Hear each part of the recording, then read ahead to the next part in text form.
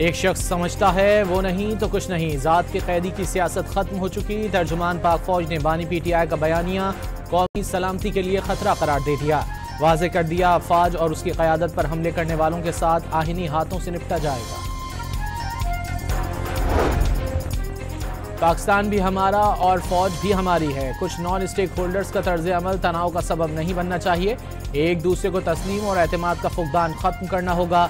जमहूरियत पसंद कुव्वतें तनाव कम करने में किरदार अदा करें। चेयरमैन PTI बैरिस्टर गौहर का पॉलिसी बयान जारी।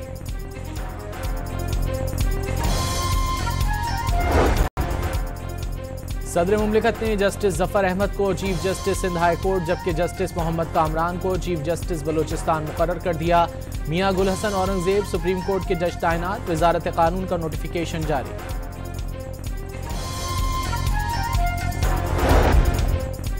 बाबरी मस्जिद पाकिस्तान की इज्तिमाई याददाश्त का हिस्सा है। मुसलमानों के मजहबी मकामात को नुकसान पहुंचाने के वाकयात पर शफाफ एहतसाब लाजमी है।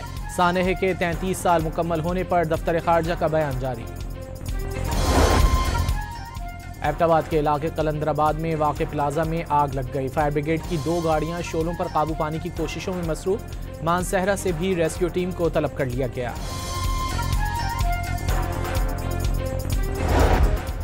और फीफा वर्ल्ड कप के ड्रॉज के दौरान पाकिस्तान और भारत की जंग का जिक्र। फुटबॉल की आलमी तंजीम ने कई जंगें रुकवाने पर सालाना अमन अवार्ड अमरीकी सदर डोनाल्ड ट्रंप के नाम कर दिया।